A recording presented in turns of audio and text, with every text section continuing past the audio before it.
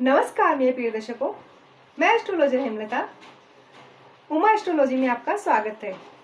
मैं आपसे हाथ जोड़ के क्षमा चाहती हूँ कि मेरा वीडियो थोड़ा देरी से आ रहा है। कुछ वजह से मैं वीडियो नहीं डाल पा रही थी, लेकिन अब मैं रेगुलर वीडियो डालूंगी। मैं कुछ प्रश्नों के उत्तर लेके आई हूँ। उसमें से पहला प्रश्न है कि मंत्र सिद्धि कैसे होती है और अपने को कैसे पता चलेगा कि मंत्र सिद्ध हो गया। मंत्र सिद्धि, अगर आप अपने गुरु से कोई मंत्र लेते हैं तो 1.25 लाख जाप करने से वह सिद्ध होता है। और जैसे जैसे आपके व्यवहार, आपके सोच, आपके कर्मों से, आपकी खुद की इंटरनल फीलिंग से आपको समझ में आता है कि ये मंत्र अब मुझे सूट कर रहा है और मेरा ये मंत्र सिद्ध हो गया है। आपके जब कार्य सिद्ध होने लगे, अपने आप आपको शांति महसूस होने लगे, शक्ति के साथ शांति महसूस हो और आपके कार्य पूर्ण हो, आपको अंदर से एक आनंद का महसूस होता है, संतुष्टि मन में आती है, हर इंसान को आप स्वीकार करने लग जाते हैं। और मंत्र जैसे जैसे सिद्ध होता है, आपकी अमृत वेले में आपकी आँख खुलती है, या अमृत वेले में आपके जो आप सोते हो, आपके सपनों में भी परिवर्तन आने लगता है। आपको पहाड़ दिखते हैं, बड़ी बड़ी नदियाँ दिखती हैं, जंगल दिखते हैं, एक अच्छे शगुन सपने में दिखने लगते हैं। इससे आपको खुद को महसूस होने लगेगा आपका ये मंत्र सिद्ध हो गया है। अगर कोई मंत्र सिद्ध हो गया है तो उसके बाद में जब आपको कुछ कार्य सिद्ध करना है तो आप एक माला जाप कर सकते हैं। उसके बाद में अपने कार्य की शुरुआत कर सकते हैं, तो वह कार्य सिद्ध जल्दी होने लगता है। यह हो गया मंत्र सिद्धि का प्रश्न का उत्तर। एक हेल्थ एस्ट्रोलॉजी से संबंधित एक प्रश्न था कि कानों में टिनिटस का प्रॉब्लम, जैसे कि आवाजें आना, किसी किसी को कानों का लिसनिंग पावर वीक होता है, या किसी के कानों में कुछ समस्या, दर्द, कि कान में पानी भर जाना, दुखना, या फिर कानों में से पानी आना, यह सब समस्या हो, तो इसका क्या उपाय किया जाए। इसके उपाय के लिए बेस्ट उपाय है, सबसे पहले 3rd हाउस का स्वामी देखना पड़ेगा अपने को कि उसकी पोजीशन क्या है। अगर वो वीक पड़ रहा है तो उसका अपने को सॉल्यूशन, उसकी उस ग्रह की पूजा करनी होगी। ये हो गया ज्योतिष संबंधी कार्य। अब एक्यूप्रेशर पॉइंट में देखें अपन, तो कानों की एक्सरसाइज होती है। मैं उसके लिए आपके लिए अलग से वीडियो बनाऊंगी जिसमें कानों से संबंधित एक्सरसाइज, एक्यूप्रेशर पॉइंट बताऊंगी, जिससे कि आपको उससे जल्दी से आपका लिसनिंग पावर ठीक हो और आपका जो कानों में दर्द हो रहा है, ये जो अपने कान के पीछे की जो नस है, फिर भी मैं 2-4 पॉइंट आपको बताने की कोशिश करती हूँ। अभी फर्स्ट ये एक्सरसाइज करनी चाहिए।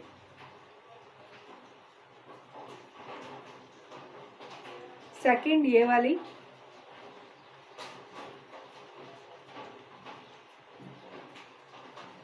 आपने देखा होगा कि कानों का जो शेप है वो एक छोटा जो बेबी जो माँ के पेट में रहता है वैसा शेप होता है इसका।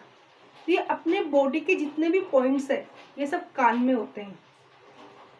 तो आप अगर ऐसे ऐसे इसको धीरे धीरे मसाज करेंगी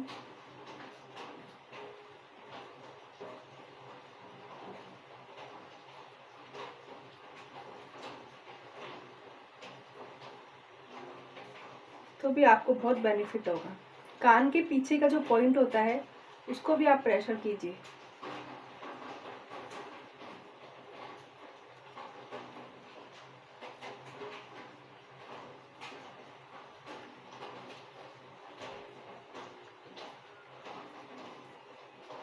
एक एक्सरसाइज ये भी होती है, एक मुंह फुला के होती है। इससे जो वायु रहती है वो कान पे प्रेशर डालती है, उससे भी नसें ठीक होती है। सबसे इम्पोर्टेंट है भ्रामरी प्राणायाम। भ्रामरी करने से ब्रेन के जितने भी ओमकार का भ्रामरी, कुछ किसी किसी लोग को, अगर भ्रामरी आप यूट्यूब पे चेक कर सकते हो, भ्रामरी करने से भी अपने जो कम्युनिकेशन सिस्टम होता है, ईयर्स, आईज, नोज, ये से संबंधित समस्याओं का समाधान होता है। यह हो गया आपका दूसरा प्रश्न। अब तीसरा प्रश्न है कि अगर किसी को घर में अभी इतना रोग चल रहे हैं, बीमारी चल रही है, तो उसके लिए सबसे बेस्ट पार्ट कौन सा होता है?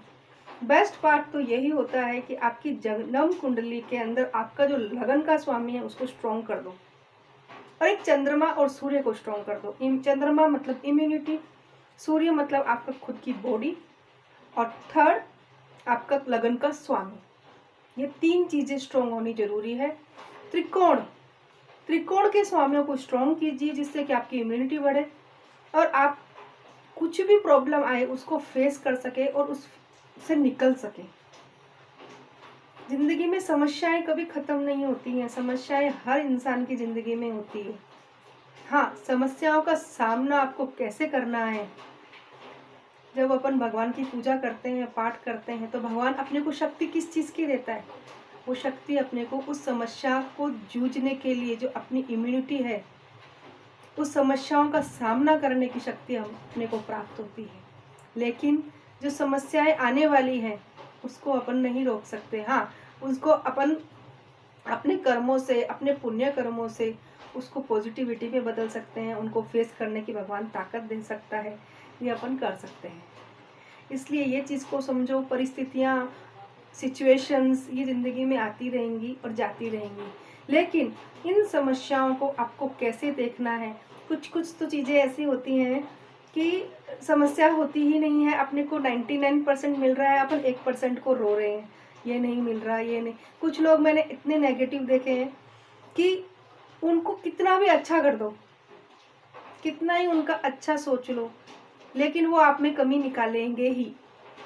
वो आपके अंदर ढूंढ ढूंढ के कमी निकालेंगे और आपको टीज करेंगे। आप उनको तरफ ध्यान न देके अपनी पॉजिटिविटी, अपनी अच्छाइयों पे ध्यान दें। मैं यही सोचती हूँ कि अपनी अच्छाइयों पे अपने आप को खुश रखना, अपने आप को स्वस्थ रखना, अपने आप के बारे में पहले सोचो, खुश रहो, सुखी रहो, तब आप दूसरे को खुश रख सकते हो, सुखी रख सकते हो। तभी आप दूसरों को संभाल सकते हो जब आप खुद स्वस्थ हो।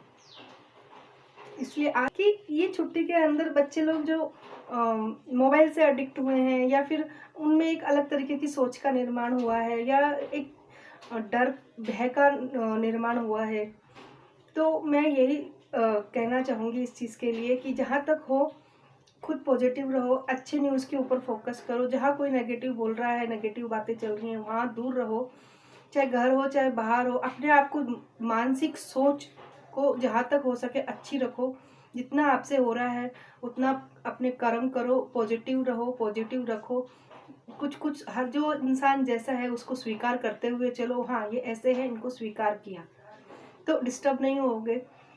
हर इंसान के नेचर होता है, हर इंसान, भगवान ने मल्टी क्वालिटीज़ के लोग इस धरती पे भेजे हैं, तो हर एक इंसान अलग अलग क्वालिटीज़ का है, अलग उसमें क्वालिटीज़ भी है, डिसक्वालिटीज़ भी है। अगर क्वालिटी को आप देखोगे तो आप आगे बढ़ोगे, और अगर डिसक्वालिटीज़ देखते रहोगे तो आप खुद अवगुणों के संसार बन जाओगे। इसलिए आपको अवगुण के बारे में सोचना नहीं है।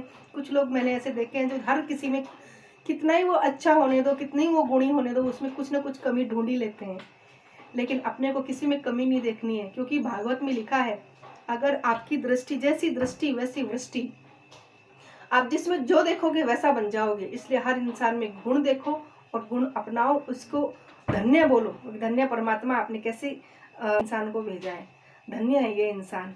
तो आप भी खुश रहोगे, सामने वाला भी खुश रहेगा, आपका अच्छा सब रहेगा। लेकिन आप अगर कमियां ही ढूंढते रहोगे तो ना तो आप खुश रहोगे, ना दूसरों को खुश रख पाओगे, और ज़िंदगी भर इसी चीज़ में टाइम निकल जाएगा। इसलिए सोचो, अच्छा सोचो, पवित्र सोचो, अच्छे रहो। बच्चों को भी जैसे हैं उनको स्वीकार करो, इस परिस्थितियों के हिसाब से उनको धीरे धीरे प्यार से चेंज करने की कोशिश करो, और बच्चों को जितना हो प्यार से समझाओ। आज का मन की स्थिति सबकी डिप्लीटेड है, मन की स्थिति सबकी कमज़ोर है। इसलिए जितना हो सके अपनी तरफ से किसी को ना तो तकलीफ दो, और सामने वाला अगर दे रहा है तो ना लो। हाथ जोड़ के दूर रहो, वो सबसे बढ़िया काम है। आज के लिए इतना ही। नमस्कार।